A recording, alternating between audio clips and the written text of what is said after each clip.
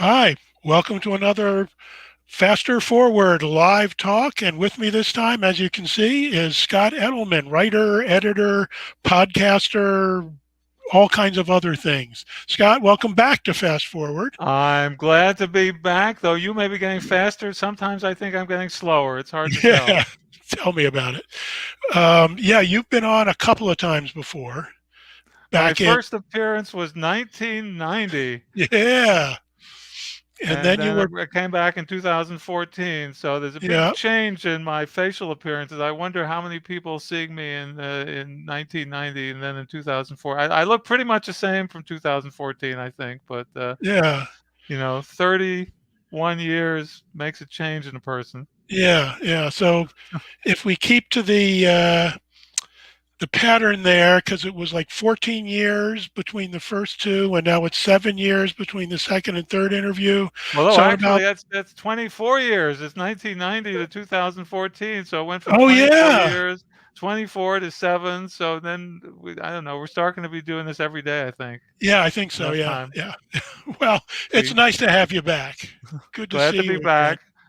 Though other times we've been doing this, it's been I haven't seen you in person in a long time, but we actually were at the same convention not too long ago.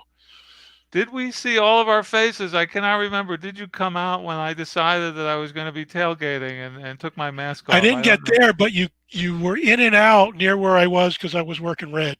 Yeah, but one of the things I did in the slow reentry we're having to the new normal is I wasn't sure I was entirely ready at Capclave. I did come in, I did do my two panels, I attended one panel, and I spent almost the rest of the convention out on the patio tailgating. I took my Jeep, filled it with Oreo cookies and Halloween candy and chips and drinks, and said, anyone at the convention who wants to come out, come on out, and we can sit there unmasked and less full of anxiety. And I probably spent 8 or 9 hours out there Yeah, over the. Luckily, the weather was still warm. It was sunny, and it felt more like the old days than being inside was. Even though inside felt like we're slowly getting back there, but yeah. that was my first real convention. I had planned to go to World Fantasy, but canceled because I felt an international trip was not me yet. I was not quite ready. I wanted to be in a place where if I was overcome with anxiety, I could rush home, which I could certainly do from Capclave, about 90 minutes away from home. But Worldcon is coming up, though. That's Yeah, yeah, not too long from now. like 4 weeks from today, Something like that, yeah. 4 weeks Ooh, from wow, yesterday. Yeah, wow. sneaking up on us. Yeah. Hey, I want to talk some about your writing. And one thing I've been interested in is when did you first know that that was what you were going to do for a living? That you were going to be a writer? Well, I always knew it was what I wanted to do for a living, but I didn't necessarily know that I wanted to be involved in anything fictional, anything related to comics, my comic book career. The career I thought I was going to have was being Pete Hamill or Jimmy Breslin when I was growing up in the Daily News and the New York Post. Those were 3 times a week columnists who would wander the city and have conversations with people, the garbage man, the guy selling newspapers, some woman buying vegetables, whatever it is, and write about the life of the city, the pulse of the city. And I wanted to keep my fiction. I never expected to be selling it. I wanted to keep that personal and private and didn't want to try and make a living with fiction, only with nonfiction. And that ended up changing when I got my job at Marvel Comics. I was always writing, from when I was a little kid, but when I went to school, I thought it was with the intention of being a newspaper man, not Mhm. being a fiction writer. And then Marvel happened, but Well, you we are but not in charge acting of our started lives. first. What Yeah, was that, Mike? acting. I said you were thinking of being an actor at first. I read. Well, concurrently, but then I realized you can't do everything and be good at anything. Maybe some people can, but I realized I couldn't, and I had to make a decision before I went off to college.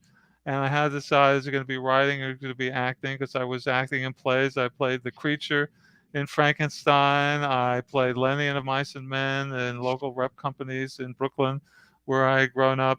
And I realized that the nature of rejection and the nature of connecting with an audience were very different in writing versus acting. In that, with writing, the art came first, and the business came second. You write a story, it's done, whether anyone ever purchases the story. It could take 20 years to tell the story. You're done. If they find it in the drawer after you're dead, the art is done. Business comes second. With acting, you can do all the wonderful soliloquies in your bedroom until you find other actors and a set and an audience and all those other things, money to pay for costumes and lighting and the tech crew and everything. There's no show. So you needed permission to perform your art. And I didn't want to get involved in a field where I needed permission to do my art. And the second thing, the nature of rejections, which might be better, when you put a story in the mail, as you did in the old days, when it went in a manila envelope, by the time it came back, you had self-rejected in your head, oh, they're not going to buy it anyway. So you had a chance for your emotions to cool when the rejection came. Whether you got angry that they rejected it is something else. With acting, they call you in, you're on stage, you're performing your audition, you're in the character, you're Laurence Olivier as far as you're concerned, and before you can finish the scene, they go, next! And they shoot you Yeah, down right in the middle of it. Two very different kinds of rejections. And I said, I do not want to live a life where I'm waiting in rooms and people are interrupting me in the middle of what I'm doing, and I need the other people's permission to perform. I felt that is not a good thing to do. I figured, oh, if I ever act, I'll be like Jerzy Kaczynski or something, someone who becomes a novelist, and then his actor friends say, hey, why don't you do a bit part in my movie or something like that. And that is one of the reasons why I did the writing more than. I mean, I still love the idea of acting. I would love to get back to it someday, but not yet. not yet. Maybe one day. Yeah, it'd be fun. It would be fun to do. I mean, I enjoy doing it. I'm a big ham. I don't think I've met a microphone I didn't like. True, So true. So, but when you were a kid, what were the influences? What did you read when you were a kid and a teenager? well, I went through different levels. We had, the famous trilogy that so many of us a certain age did. The Asimov, Heinlein, Clark. That's sort of what we thought of when we were kids. When I was a kid, above all others, and that was probably first getting into science fiction in the single digits, the late single digits. Once I moved on from Dr. Seuss and things like that. And then after a while, different triumvirates took over. And, the different triumvirate would be Roger Zelazny, Chip Delaney, Harlan Ellison, that kind of thing. Okay, the new wave people, Michael Moorcock. And, then eventually it moved on to different sorts of people where it was impossible to contain the field in a three, a group of three. It always seemed as if for a while it was like there were three. And then, there was Alice Sheldon, James Tiptree Jr., and Kate Wilhelm and Carol Emshwiller, and all sorts of other writers. And of course, if you really go back to when I was a kid, so much of it comes down to Stan Lee, Jack Kirby, Steve Ditko, Don Heck, George, the whole group in there. Yeah, I did say yeah. Jack Kirby, right? Can't leave out Jack Kirby, but No. it was really comics before everything else, and after comics, then it was, as I said, Dr. Seuss, Dr. Dolittle, uh, Mary Poppins, things like that. Well, let's talk comics because that's where you started your writing. You got a job at Marvel, and you were pretty young at the time, right? I was 19 years old when I started working there, and it was all serendipity, and so much in my life has been accidental. That's where I met my wife, June 24th, 1974, and we've now been married 45 years. So I owe them that more than I owe them anything else. But there are things that we think we're going to do and the things that actually happen. And even though I love comics, I didn't plan to get a job there. I was a fan. I went to my first convention at age 15, at a comic book convention in New York, became friends with people, hung out with the people who were just getting started in the business. And I think people can smell on you when you want something from them. So if they thought, oh, he's only hanging around and palling around with us and telling jokes because he hopes he'll get work out of us, I figured that puts a frost on the relationship. So I really had no interest. I wanted to love it. And also, some things you should never see how the sausage gets made, they say. And I was offered a job as opposed to me begging for a job or begging for work. A guy named Tony Isabella, who worked at Marvel Comics, people may know him, created Black Lightning, a whole bunch of other things. was moving on from working in the British reprint department to working in the U.S. black and white magazine comic book department, that they needed a replacement, and I was friends with someone who knew him, which is again serendipity. And maybe people have heard me tell this story. People who have listened to my podcast have probably heard me tell this story. The only reason I got a job in comics is a guy named Duffy Volan moved into my Brooklyn neighborhood. Local kids saw him unpacking boxes of comics and said, "Hey, we got another nut here in this neighborhood who collects comic books." One day the doorbell rings and this guy shows up who I'd read fanzines with his fanzine articles, and we introduced each other. He just moved to New York and started getting inking, working for Marvel, and that led to me meeting all sorts of people who Yeah, some of them I'd known a lot of them before from fandom, but I got to know them through him more as a professional thing. Craig Russell was staying with him for a while, who did Killraven. Who were doing his first job, and through him, it's like, hey, I hear that they need a replacement for Tony. So if he hadn't moved into my neighborhood, if I hadn't lived in Brooklyn and had conventions, a subway token away, all these things make the accent of where we end up. But we must be ready to let the accidents happen. Also, exactly. sometimes accidents happen and people don't notice it and they can't take advantage of them or don't allow them to happen. And you did because you had a nice career at Marvel and you went freelancing and you wrote stuff for DC and Marvel. You invented Minerva, which got you out to the premiere, I think, of Captain Yes, Marvel. well, it was drawn by Al Milgrom. I came up with the words. He came up with the picture and the look of the character, and we got to go to the premiere back a couple of years ago when played by Gemma Chan. And when I went out to the premiere, I said I need two things to be happy. One is meeting Gemma Chan and thanking her for bringing the character to life, and the other was I wanted to see my name pop by on the screen as a thank you. For anyone who stays all the way to the end to watch for that post-credit scene in a comic book movie knows that they thank the people who wrote the stories, drew the stories originally, and so I saw both those things. So I was happy. Yep. And I'll just point out, I recently watched a Shang-Chi movie, and seeing these movies means a lot more, and it's a different thing that goes on when you worked in the business, because when I got to the end of that movie, there were 18 names. I counted them at the end as they went by, of people who were thanked, and I worked with or knew 13 of them. Wow. So it ends up feeling very personal to you when you say, "Hey, I knew that guy in the office," or "I grew up reading that person and met them working." Like, I was in the office with Stan Lee for 3 years before he moved to California. He was in the corner office, so it feels a lot more personal to see something when you actually get to see all the friends and acquaintances and coworkers who are involved in it. So it has a different kind of nostalgia to me than Yeah. it might have for someone else who just says that was a comic book I read as a kid. Somebody like me. Those were comics I Yeah, read, yeah. and So. I love that you were involved in that. It must have been a wonderful time.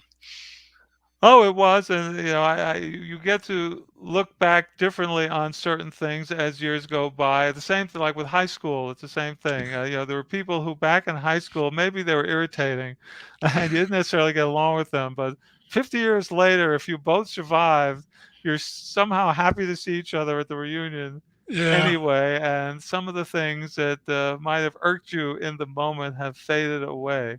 So you do have that survivor's bond sometimes that happens that cures certain ills that yeah, might have yeah. happened in the past. Sometimes. So Now that. you move from comics and you write mostly short fiction now, though you did write one novel, which was nominated for a Lambda Award. The And it Guest. was another accident, and I talk Yeah, about things not the nomination. I mean, the nomination was certainly because it was a great book, yeah, but the fact that it was a novel made an accident because it was a 2,500 word short story that turned into a 110,000 word novel in revisions. I thought it was just a short story, and I did a revision, and it became 10, then 25, then 40, and like, oh my God, what's happening here? Because it demanded to have more interstitial stuff and the characters fleshed out. So there will not be another novel again unless, again, an accident occurs. where I write something and I go back and I say, wait, this doesn't make sense unless I add this other thing, and now I have to add that, and now you want to know what happened when he was a kid, and now they have to do the side quest, and that's how I would have a novel, because I am basically a minimalist and prefer writing the short stuff. Yeah, yeah, because that's what I've always wondered with you is what draws you into the shorter fiction? Because so many people start short fiction and then it's, well, I got to write novels because that's what you do. But you've been pretty much short fiction all along.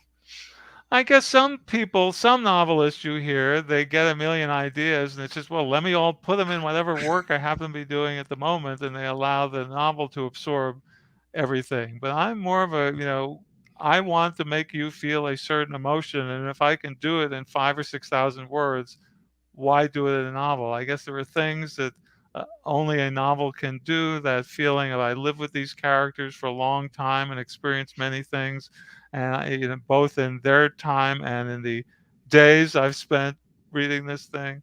And then there are other things that a short story accomplishes. I like the being able, it gets loaded into your brain in a single sitting without a break. I mean, obviously, you read some novels in a single sitting too, but I really am a minimalist, and if I can do what I can do in a short space of time, and since I feel so much of what a story is not what's left in, but what's left out, as you start leaving more and more out, it gets shorter and shorter. So, if since I want so much to be implied rather than said, and since I want you to believe that something was going on before the story started, and there will be something that continues after the story started, and since I don't want to fill in every crack and I don't want to answer every question, I want to leave you thinking about it. Well, then the short story is the right way to do it. And I have, let's see, I've got the number here.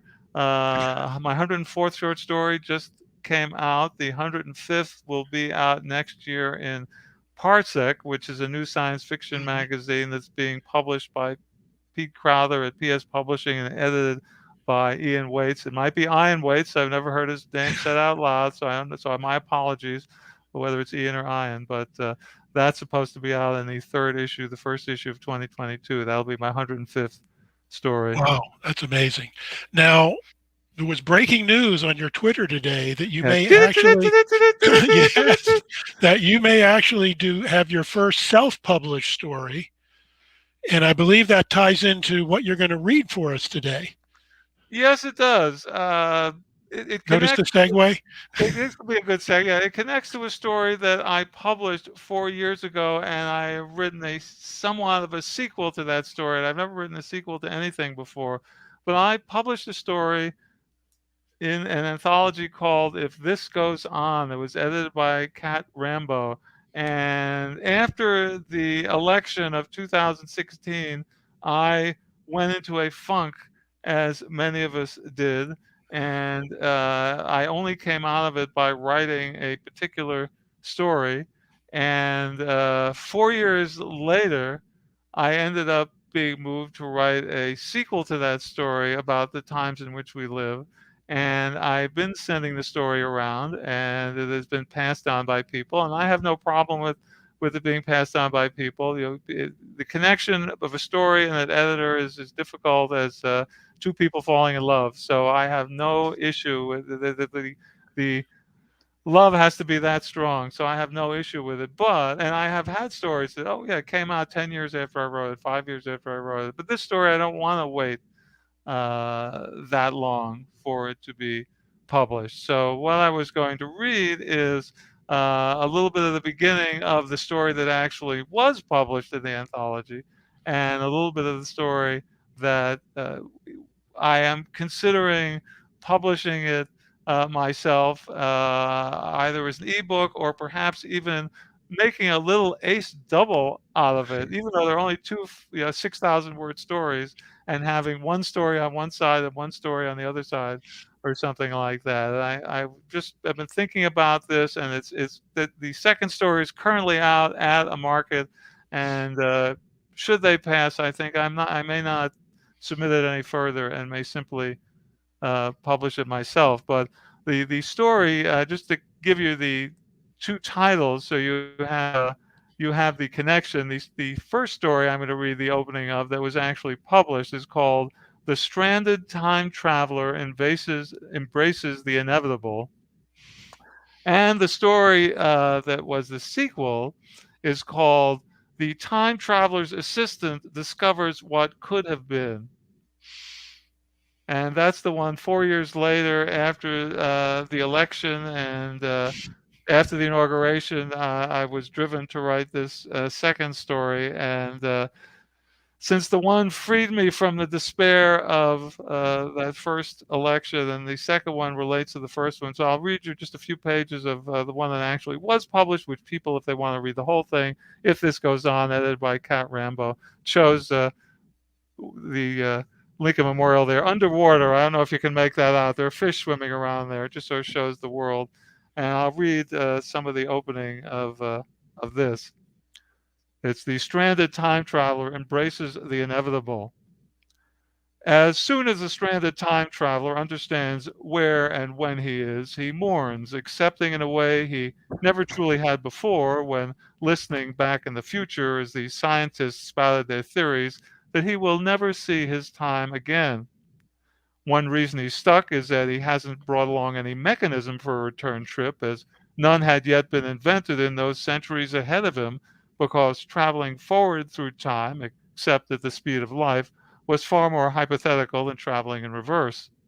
But another reason is he assumed, no, he'd hoped that once he had done what was necessary for his present art tomorrow to have the future he and his collaborators wished to create, there'd be nothing of the familiar left for him to return to. So, what would be the point of machinery designed to bring him back? Then, too, there's the fact that though the date of his arrival in the past is tragically closer to his own time than to the intended target from which he's fallen short. Maybe the scientist had a theory which would have helped him understand the why of that, but not him. No, he was no scientist. It is not so close ahead that he can live the intervening years to see his time once more through normal means, using that aforementioned form of time travel, which is the only one available to us at all. He's already too old for that, and things have gone too far, too wrong. Even though people live a long time where he comes from and what's our future and what is now miraculously his own far longer is than people manage to last during the time in which he has become stuck, that lifetime cannot possibly be long enough. If he were to linger for another century to breach the perilous decades about which he knows too much until he reaches the one of his birth, that persistence will still not be enough for him to re enter the precise time stream he remembers, the time stream he's left behind, the time stream he's lost. Just as well, those scientists who sent him forth, who knew far more about these things than the ones such as him who were chosen to be travelers and changed the future desires, theorized that such an anomaly of coexistence could be disastrous. Oh, they had lots of theories, didn't they? One reason he welcomed being sent back was because he'd no longer be forced to listen to them. He tired of their complexities, their inconsistencies. But he had been willing to risk it, that overlap with his future self, for a taste of his own time. Surely that coexistence would have been no more of a disaster than what he now faces. His team's one shot at undoing the damage of our time, for firing him back had taken all the future had, and there was unlikely to be another attempt for years, if at all, has gone awry, not just by days, but by decades.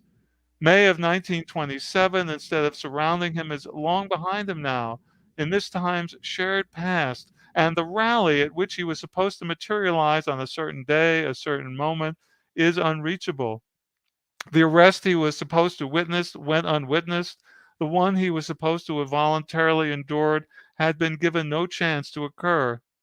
He has no purpose now, and his only destiny is to be tortured by time. What was it he'd always heard about those not learning from history being doomed to repeat it?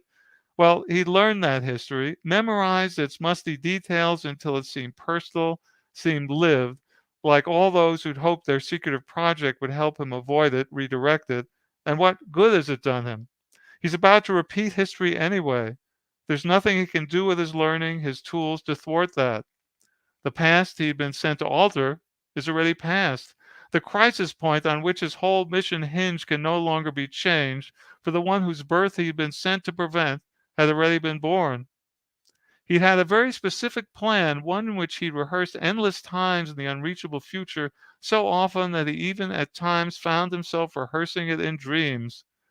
One punch to get him hauled off with the rest of the crowd, one touch as he sat in the cell beside his target, one simple transfer of genetic material which had been placed within his palm to travel back with him, and the man with whom he was supposed to have been scooped up and taken to jail would be forever sterile. He'd have no son, create no future, well, past turned future for our traveler, president, and the world would be saved. But now it's too late. The son already born, the course already plotted, the destruction already unavoidable. What's done was done, so now there's nothing left for him but to walk the treacherous path beside those he'd been sent to save, watch as the tenor of the world grows uglier, wince at the news reports he thought he could help erase, weep for what he could have undone, but now has no chance of undoing. And I'll stop the previous story there, the one that's published, the one you can actually find the rest of, and we can talk a little bit more about what a particular event and who he was supposed to be arrested with and what he was supposed to stop. Some of you may already know. But anyway, 4 years after this story, and I don't know whether you want me to read the opening of that next story that has not yet been published, or you want to talk Oh, more yeah, about no. that. Go I don't ahead. know.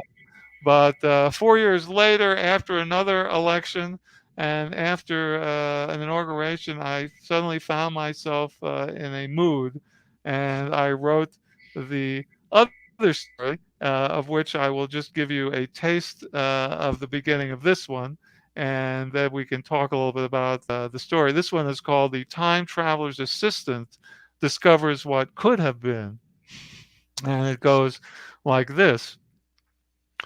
The time traveler's assistant, understanding that whether the time traveler himself spent many months or mere moments in the past correlated not at all to the speed with which the world moved forward in this present, this future, expected the universe to instantaneously change by the time the blinding flash signaling the world's first successful human transmission faded. The control room's barely functional equipment with lights which often threw off sparks as they blinked data updates, the logbook going back decades tracking the far too many deaths caused by their experiments, the off-putting portrait fading with the years that had hung askew on one wall, keeping the target of their project constantly in their minds, even the flavor of the air, not yet fully recovered from all the wars between then and now, and perhaps never to do so without their intervention, each of the things and many more should have altered, but they'd not.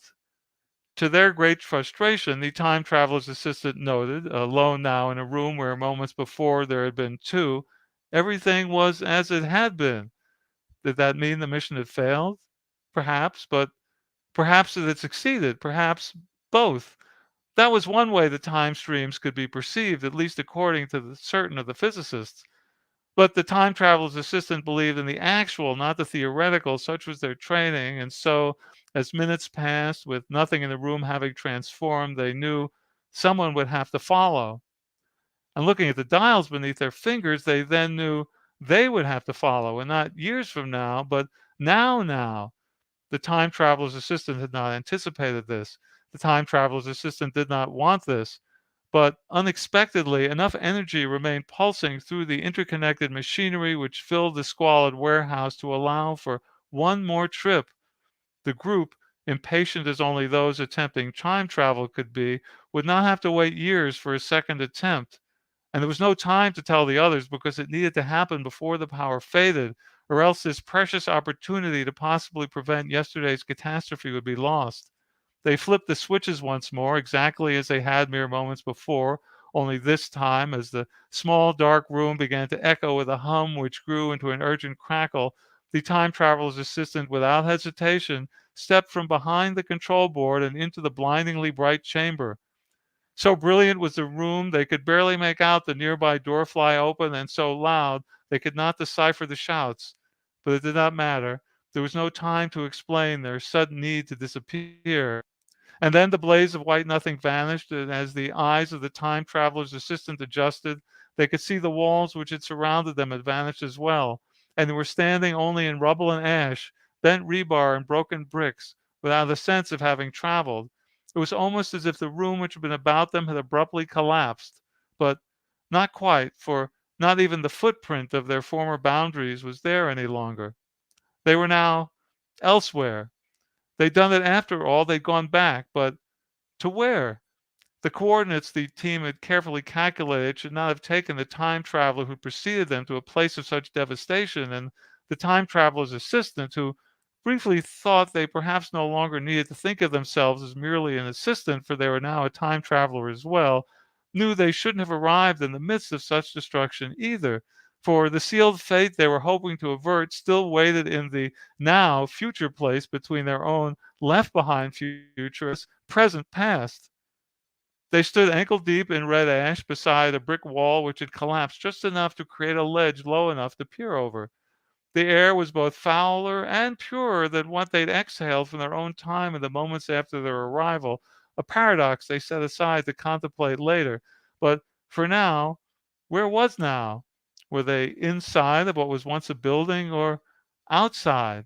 There was no clear way to tell, but they could hear voices, and until they were able to determine whether those belonged to people who might try to stop them from accomplishing their mission, it was best to stay hidden, even though what was their mission anyway? The time traveler had one and had the training to see it through, but that was then and this was now, or maybe it was also then, for time was a confusing thing, and there was no way, based on their environment, that the same task as previously devised could possibly cure the ills they'd inherited. They looked over the barrier and saw the identical red dust in which they stood stretched all the way to the horizon, punctuated by rubble, as well as dozens of people who were walking about, apparently aimlessly, leaving trails of mist rising in their wakes. Remarkably, for all the stirring up of the grit of what had been lost, the air did not smell of destruction, which they continued to find surprising. It was a better scent than that of the world left behind, and with its unfamiliar tang almost pleasant. Someone coughed to their side, far too close for comfort in this or any other age. They took a step away and fell back over a brick, a cloud of dust rising to swallow not only them but also the one who had approached. As the particles settled around them, the time traveler's assistant looked up at what presented as a woman, according to their memories of the signifiers of this time. And I'll stop there. This is the sequel story to the first one, and this one is the beginning of the time traveler's assistant discovers what could have been, and that was written 4 years after the previous story. Yes. The time traveler, the stranded time traveler, embraces the inevitable, and this particular second story just happened to pop out of me. And it's a story that most stories you read, though they are of all stories of the time in which they were written, some stories don't think it really matters when they get read, and you don't necessarily feel that I want people to read this and ingest it now. But this particular story, after having bounced in a few places, I do feel I want to have this story read by people this year. So as I said, it's currently out with a at another market, and my thought was that if they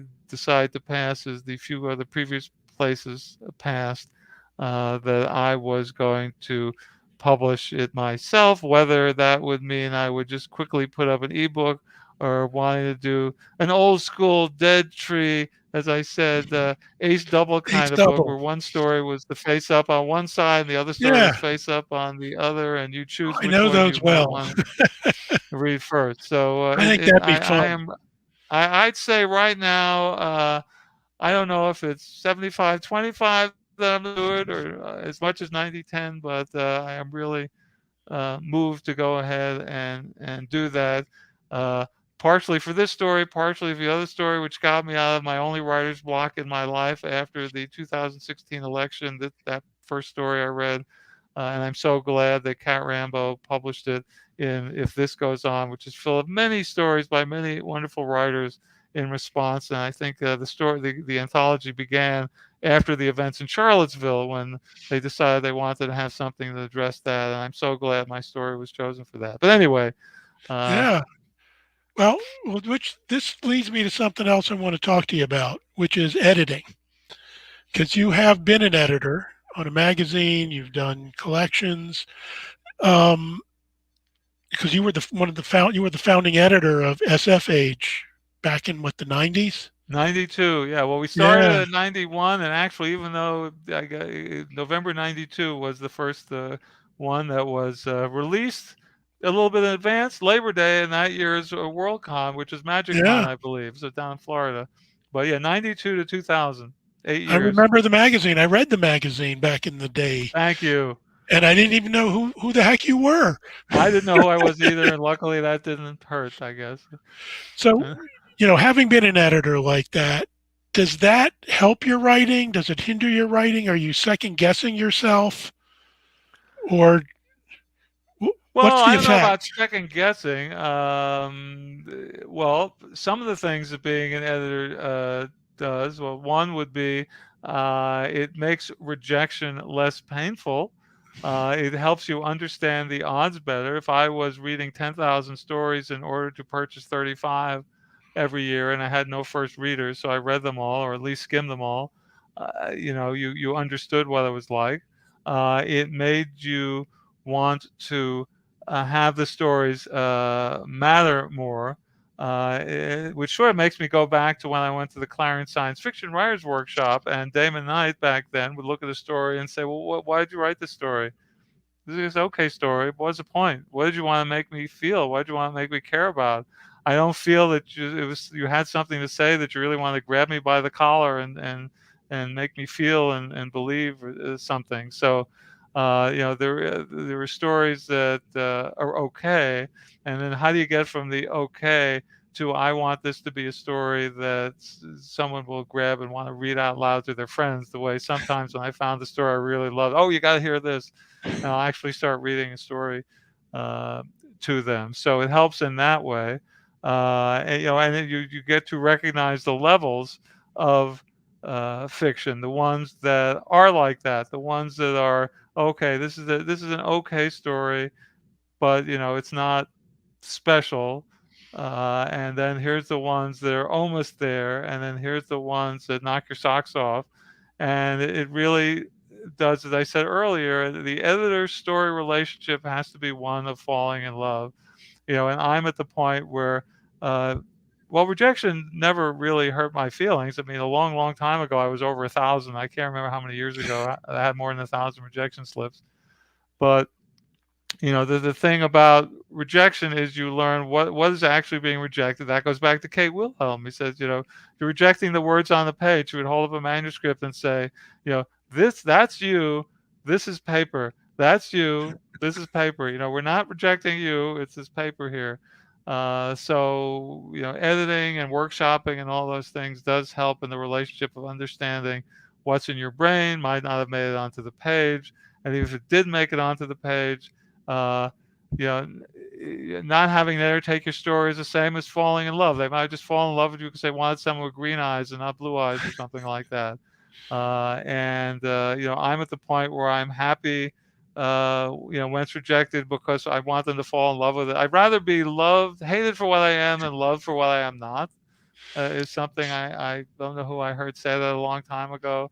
So if I bake a wonderful blueberry pie and I give it to you and you say, this would have been a perfect pie if only it had been apple. If you could scoop the apples out and uh, scoop the blueberries out and fill it with apples, then I'd really want this pie. It's like, well, I want to make a blueberry pie. If you can't tell me how to make a better blueberry pie, so as I said, I'm fine. I don't get heated over that rejection. So this is rather a long-winded answer to, uh, that's one of the things. Wanting to make sure you have passion and wanting to write something that matters, and knowing that for any of us, even if we're young, there's a limited number of things we can do in our lives and limited number of stories we get to tell, and shouldn't they be the ones that matter without Yeah, getting full of yourself. I want to do this. It's not like I want to be pompous about it and say I'm writing the great American novel. It's not that. It's like I want to sing something important to me. yeah, yeah. Well, as a writer, do you have a schedule? Do you work like a lot of writers do on a word goal? I'm going to write so many words a day. Do you have a particular place you write? Do you have a writing schedule or? Well, one thing is I am very slow, even though I've turned up because I am very picky and very finicky. And this is the way I write. Let's see. Okay, I go like this and I go like this, and even though we're both sitting in front of computers and keyboards, I say, oh, okay. I stare off into the middle of the distance and I write, and then to me, I input what I've written and then I print it out. No editing gets done online, and I go and I then sit. I either sit on the couch, I go back and sit among the bamboo, and I stare off into the middle of the distance, and all my creative work does works by hand. And I almost feel I have to apologize at the moment because SIFWA, the Science Fiction Writers of America, has a wonderful program for members every Sunday from 5 to 7. They get a guest facilitator, and everyone gathers at once from 5 to 7 and attempts to have a sprint writing. You talk for 15 minutes, you write for 45. You talk for 15, you write for 45. And I did this for about 6 months. I really tried to saying, okay, isn't it about time I learned after all these years to maybe I could write faster. And I found I loved the social community aspects of it all, and I feel I did damage to myself by attempting to create on the keyboard. So that's sort of the one thing that is and I don't use any special pen. I don't use any special paper. It can be on the back of an envelope and napkins or whatever. Or You know, scraps of paper, because scraps if of anybody paper. that follows you on social media has seen your "I woke up in the middle of the night Yes, I with have in this the middle of the idea night. and I scribble it on the paper" that Yes. you always have on the nightstand. And I also have waterproof paper, a waterproof pad that is suction cupped to the inside of my shower. There's a company that manufactures those, so you can actually, because I almost broke my leg once. If you say, "Oh, a sentence just popped into my head," the best things happen when I'm not trying to think about them. And I got out of the shower, repeating the sentence, and like rushed across the room and basically slid across the room because I wasn't entirely dry, and to write down the sentence with damp hands on a piece of paper, and I said, "This can't happen." And I Googled, and yes, there is waterproof paper, a company called Aquanotes. So I sent off and got them, and it has helped me because I have found when I'm juggling, when I'm in the shower, when I am falling asleep, when I am not doing what I'm supposed to be doing, that's when things happen. If I'm stuck in a story, I will say, "Oh, I'll just go to sleep." I'm sure in the middle of the night or as I'm waking up in that liminal time, what's supposed to happen next will come to me, and it always does. So I And can't. and then you have to post it on Twitter and ask people to help you read it. Well, sometimes. So those are the notes where I've either written a dream or something, and most of them are legible, and I post them. For most of the time, I would not post things. My handwriting is terrible. I would not post things if they were legible. I don't share my first drafts. I destroy them. The only first draft work of mine that is out in the world was when I was involved in an anthology that had a Kickstarter, and I said, okay, to help them hit the Kickstarter goal, I will save a couple of pages and allow someone who donated $100 to get like 2 pages of handwritten manuscript or whatever. Other than that, I keep none of it. I destroy it all. I only want people to know the actual final words and not the process. And this is someone who has no problem reading other people's rough things or undiscovered work, and or like first drafts to last drafts and what happened. But no, I just want the final work to exist. That's cool. That's cool. So, last thing I want to talk about because we're almost out of time is how's it feel to be on the other side of the interviewing? Because you've got your own podcast, Eating the Fantastic, which is wonderful. Which I don't know if people know this, but Scott is a major foodie, and it's where you would sit at a restaurant and eat dinner with a writer or an editor or somebody and talk for a while, and they're wonderful. Yeah, So well, how's thank it you. Well, feel? where's the food, Mike? Yeah, That's I the question. know.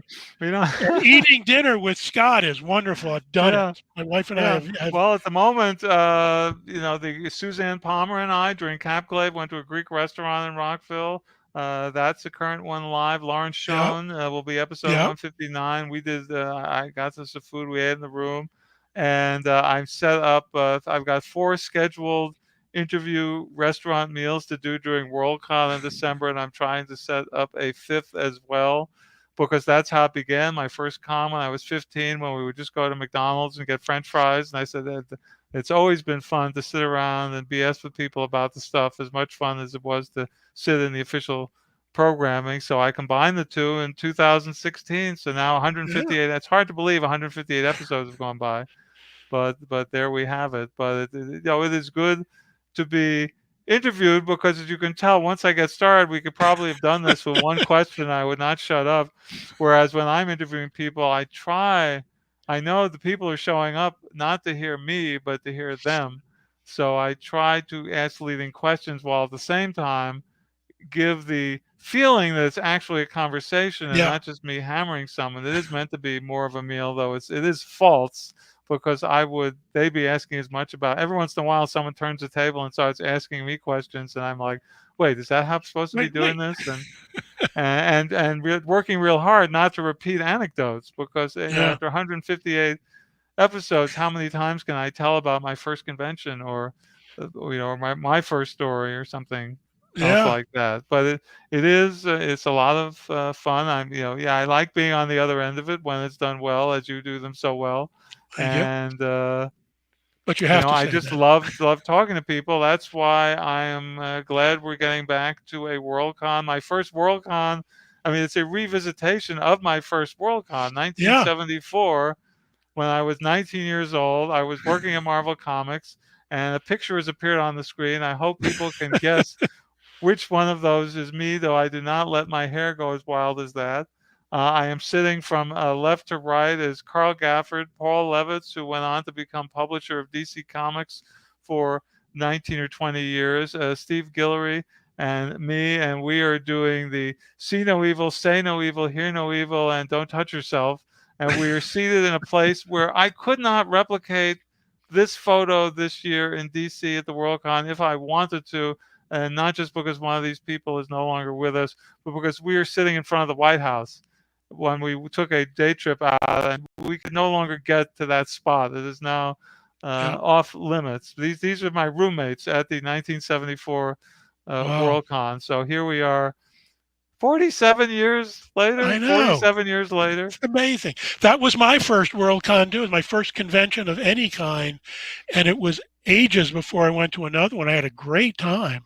There are many people I know for whom that was a first Worldcon. I know Everett Cox, it was his first Worldcon. I believe Bruce Sterling was his first Worldcon. We might be able to put together a little group of not. That would be an interesting panel to have at DisCon 3 is Well, I don't think. Yeah, I don't think I noticed they had a panel like that. But it would have been interesting to have memories of what you did back then when uh, they were showing Harlan was showing a boy and his dog, and I saw that, and then I afterwards I bought. He was selling the little film things yeah, from it, yeah, and he had one that he didn't sell at the auction of Jason Robards, who's a hero of mine, and I bought that from him afterwards. So I got to yeah. talk to him, Yeah, well, which no, was like also for he and I don't know if you were in the room when he and Isaac Asimov were yelling at each other, standing on yeah, tables on opposite sides of a ballroom. So there were a lot of things I remember back then at the first, I guess that was the banquet. Yes, there was a banquet yeah. going on there as well. So I keep waiting for the photos, the J.K. Klein photos, which he donated to a university along with millions of dollars that we didn't know he had, but they discovered stock options when they were cleaning up his room after I guess his wife had passed, and she had, I don't know, was it Ford or IBM? It was something. He suddenly discovered he had several million dollars, and they donated all of his thousands and thousands of negatives, and I think they've only gotten Wow, up to the 1971 Worldcon. But we found photos of my wife and other people, 68, 69, 67, I think, have been uploaded. So I'm waiting for them to get to my year to see if I'm in the background and any accidental photo yeah. there. But yeah, this will be 47 years later, and I'm not sure what number Worldcon it is for me. Somewhere like 32 or 33 or Pretty good. whatever. I think I've But only missed one since 1991 geez, or pretty good. 1990. Pretty good. More than me. Way more than So me. But I'll see you this year. Yes, we shall. The one thing I am regretting is I had hoped that I would be able to do a donut episode of my podcast, that the world be ready for that, but I don't see how that can be done. I've done 4 of them with Eating the Fantastic, where I buy a dozen donuts, sit in a public area, either the lobby or outside the green room or the con suite, with a sign that said free donut if you'll talk to me for 5 minutes. And unlike as you prepared for this interview, unlike my normal interviews where I prepare for the interview, I have no idea who's going to show up. Whoever's in the mood sits down and we just chat for 5 or 8 minutes, and then the next person takes a donut and we just go through that, and we talk about their favorite Capclave. What do? I did ReaderCon, and I did Balticon, and I did StokerCon, and the Nebulas, and we talked about their memories from going to those things over the years. And I had hoped by December I could sit in a place with no mask on and offer people a donut. But unless I were to sit outside in front of the hotel in December and hope people no one's going to wander by out there, it may not be until next year that I'd be able to pull it off. I don't think it's possible. But I'll scope the place out. But Yeah, I'm well, extremely check. doubting it. But because you can't do that in the hotel. We all have to be masked at all times. Yeah. So we'll see. But Well, that's Scott, sneaking up on us 4 weeks from today. We'll see I each other know, I again. know. Yeah, I'll see you there. And we're out of time. And I want to thank you so much for taking the time to visit with us and talk. It's been great as usual. I And guess I'll see you another 24 years or something yeah, like that. something like that. But Yeah. we'll figure Well, it out. I'll see you in 4 weeks probably. That's right. And then we'll do this again. Yeah, another 20 years or so. We'll figure it out. We'll figure it out. But Yeah. by then, we will not be doing vlogs or podcasts. It will be beamed directly into someone's Into the brain. brain. It will Yes. just Yes. somehow we'll just plug it directly in. Here, we'll just sort of go like this. We will not have we won't have USB ports, but we'll just sort of go like that, and that's how we'll Plug be it getting in. all the Or information we'll be coming in. zombies. That's right. One or the other. We'll Yeah. figure it out. Won't Scott, be up to thank you us. very much. Appreciate You're it. welcome. Have a good rest of the day. See you soon. Okay. So this is Mike Zipser for Fast Forward saying take care, get vaxxed, goddammit, and we'll see you another time. Stay safe out there. Yeah.